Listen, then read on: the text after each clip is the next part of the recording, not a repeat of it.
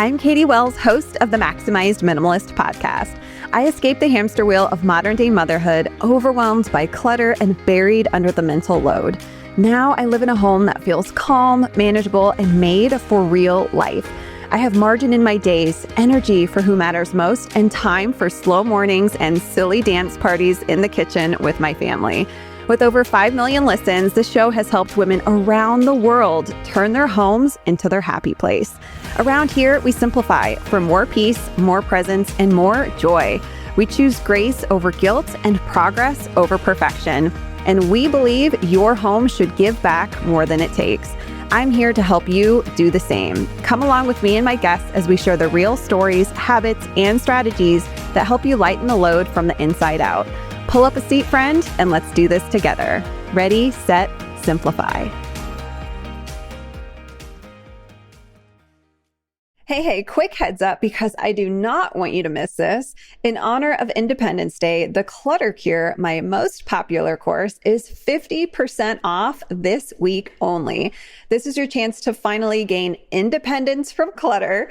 See what I did there? And make your home your happy place. Inside the course, I walk you step by step through how to simplify every room in your home without burnout, getting stuck, or second guessing every single decision. And the best part, you get lifetime on-demand access. So whether your life changes, you move, or you just need a refresh, it's always there waiting for you.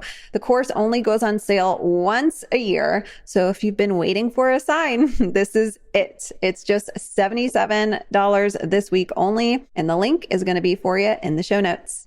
Hey friend, so if your space is becoming more and more decluttered, yet your brain still feels fried, this episode is for you. I know so many of you have been here with me, short-term, long-term, but you've decluttered a ton, right? The bags have been donated, the surface areas are cleaner, and there are some days, my guess is your home still might feel like too much. A friend of mine recently texted me this and it hit so deep. I knew I had to bring it here because what she said, a lot of women, myself included, are feeling or have felt. And this is when you're in kind of what I reference as the messy middle. You're in the work and you're kind of sitting in this tension, wondering like, I've decluttered, but what gives? I'm still stressed out in my home. So here's what she texted me. She said, okay, real talk. And by the way, anytime you get a text that says real talk, I'm like, yes, should always be real talk, right? I love it. This is a sign of a good friend. She said, I know I have less clutter than I used to, but sometimes even what's left feels like too much.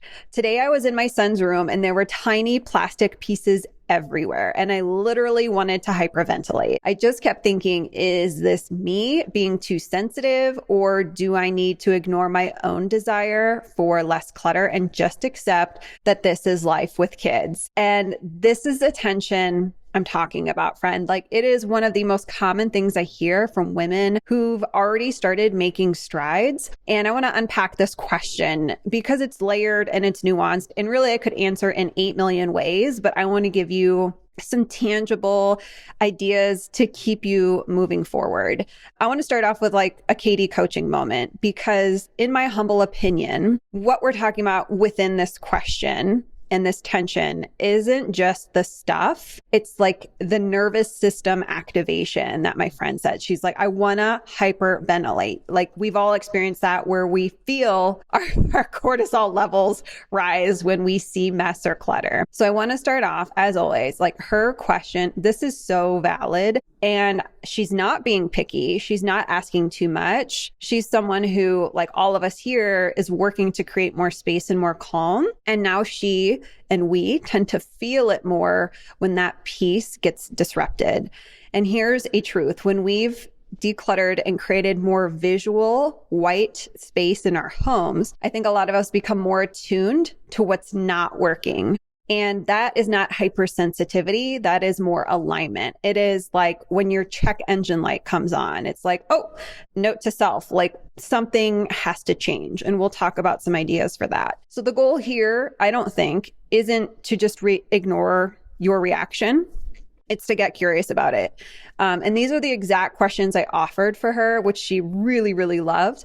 And I want to give those to you today too. So a couple like gut check questions to ask is this only bothering me, or is it also getting in the way of my child's ability to play, to clean up, and enjoy their space, right? Because this is obviously referencing her son's bedroom. So if it's just your preference, I think what could be helpful here is a boundary or system.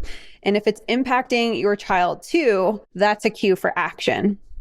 A second question, am I reacting to the mess, or am I actually craving something deeper like control, quiet, or a moment to myself? So often, whether it's clutter or expected mess, it can feel like this lightning rod for unmet needs. Like the toys are triggering, but really you're just touched out. So I think answering that question and just being honest with yourself can give you an idea of what to do. And number 3, would creating a system or a limit here support both of us? I think sometimes the answer isn't just less stuff. It's better systems. Baskets, toy rotation, a simple end of day reset are just a few ideas. And before we go any further, I want to define something which I offered to this client, to your friend, really, something that might shift how you look at your space, or that space you're thinking of that you're like, that makes me want to hyperventilate. Same as my friend. Expected mess is a natural temporary mess that comes from living your life. And my friend,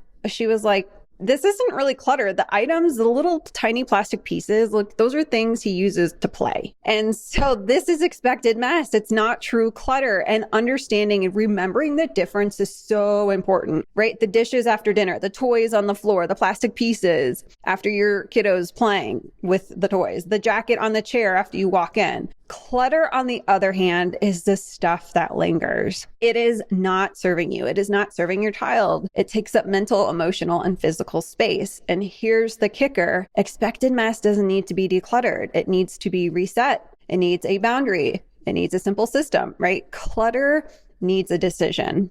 So going back to kind of our secondary question, is it me? Do I need to like relax about my son's room and these tiny plastic pieces? Or is it really like a stuff issue? So I want to pause here because this, I think, I don't use this word often because it's overused, but I think we kind of gaslight ourselves. And she kind of did that. She's like, am I just being too dramatic? Or I should just be okay with this, right? Kind of a lot of advice we're given if you're in the season of motherhood like me. And I was certainly given this, and it's not with ill intent, but when I would tell someone I was really upset or frustrated by like the toys everywhere, which were absolutely clutter and expected mess at the time, we had so many, people would say, oh, it's just the season of motherhood. You'll get used to it. Or, oh, you'll miss that one day.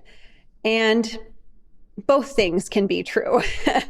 But what I realized is, yeah, that advice I didn't love. Again, the meaning was fine. But once I was able to grasp, like, I can still do my best to tackle clutter and redefine expected mess and clutter so I don't feel that shame around it. And also, I don't want to live this way. I don't want to feel stressed out in my home 24/7. And if someone tells me you'll get used to it, that is so dismissive. And again, it's not mean or whatever, but I don't know. I offer that to share that with any of you who've been maybe given that advice from your parents or friends who are, again, they mean well. They're trying to normalize it. But in the same breath, it's like, so I'm just supposed to live this way? No one wants that. My friend also was like, other people have more clutter than me. So maybe I should just relax about it. And, that can be part of it too. It's just like this strange juxtaposition of the progress, yet I'm still in this tension. But here's the deal. Just because you've made progress doesn't mean that your nervous system forgot what overwhelm feels like. And just because others live with more doesn't mean your standard is wrong. Your standard is your standard. And again, sometimes it's not about how much stuff there is. It's the kind of stuff. It's the spread of it, right? Tiny plastic pieces. Oof. Even just those words make my cortisol go up. I think because we've all experienced that, whether that's Legos or, doll accessories or whatever.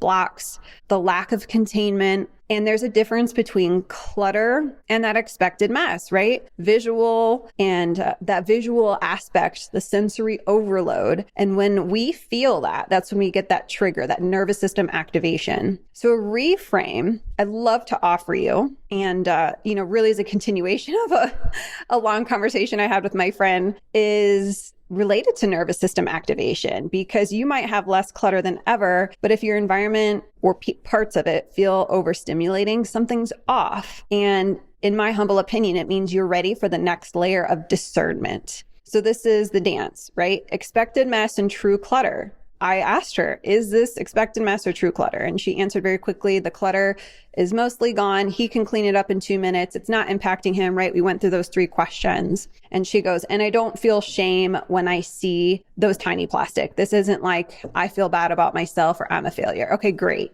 And so we talked about like the vision in her head and the season she's in. And this is where ultimately the good enough home philosophy can really shine. This is a philosophy I came up with years ago because I was so sick and tired of all the solutions being painted out there for the antithesis or the solution for the clutter and chaos so many of us live with as this Pinterest perfect home that no one can achieve, like literally no one. But it was the only solution out there at the time. And none of the methods that promised it got me there because they weren't designed for moms and families with kids and pets. Like that's the reality. So I came up with a good enough home. And it doesn't mean we stop caring, because I remember thinking good enough. Does that mean like I just give up? No, it means we anchor ourselves in realistic peace instead of chasing perfect order. And it means taking a deep breath when you see those little tiny pieces that aren't clutter, they're expected mess, and going, okay, I can take a breather. This isn't what I think it is. This is life. This is my season. And do I need to create limits around that? Right? And for her, it was like, okay, we're just going to do a simple reset at the end of the day. That's it. It wasn't some new strategy. It wasn't like reading a 400-page book on decluttering. It was very, very simple. And it can also mean zooming out and asking, is this mess a problem? Or is it just something I do need to get used to and solve it with systems like resets? We talk about resets all the time. And it's not about ignoring your needs or demanding that everyone else match your minimalist vibes.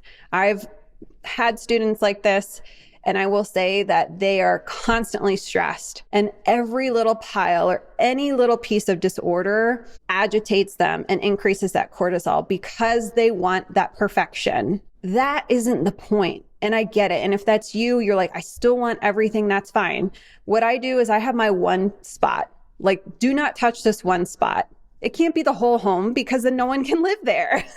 We all make messes. So if this is you and you're like, but Katie, like that is my expectation. Okay, fine. Well, if it's constantly causing you stress because no one is not going to put stuff down where it doesn't belong, we're human, have like your one part, like your kitchen island. I've worked with clients and been like, pick your top spot and like put a piece of painter's tape on it for a while and be like, no one can put anything here. And if that little kitchen island that is clear most of the day sparks so much joy and boosts your mood, and you're like, if at bare minimum, this one spot is clean and uncluttered, like I'm a happy camper, then go on with your bad self. But again, really, a lot of this conversation is lending itself to like that harmony topic, which we talked about recently on the show, and designing rhythms and systems that serve both, which is your desire for less clutter and more peace, and also your family's humanity. So, going back to my friend's original question is, am I being too sensitive, or do I just need to like accept this is life with kids? Here's what I also said to her, and I'm saying to you today, you're not too sensitive. You're not asking too much. You're tuned in. And I think that's really valuable. And these forks in the road are where we can I always say it, but I'll say it again. We just get curious and going through those 3 questions. Is this bothering me? Is it getting in the way of my son's ability to play, clean up his space? Am I craving something deeper? Is this beyond the tiny plastic pieces? Am I craving control or quiet or a moment to myself? Or do I need to implement a system or a limit here to help both of us, right? Going back to those is really, really, really helpful. And it's not through perfection, and it's not necessarily through like type A control, but through rhythm, awareness, and most importantly, grace for your kids and for yourself. And that's where a good enough home is so profound, because it can hold both. It can hold the blocks left on the floor and the tiny plastic pieces. And it can also hold the decision that, hey, this basket is the limit, and here is a reset system we're going to implement to keep expected mess to a baseline, right? You don't need to ignore your desire for less, and you don't need to let it run the show either. What you do need is to trust that you can hold both mess and margin, toys and tranquility, and progress and peace. And I know it's easier said than done, because the more we talk about this, the real life mess, the overstimulation, the craving for calm, really the less alone we all feel. And that's why we're all here to begin with. All right, friend, I hope this episode not only gave you some tangible tips, but just helps you take a deep exhale and know that you're not alone. You are never alone. And you know what to do. Ready, set, simplify. And I can't wait to hang out with you next week. See ya.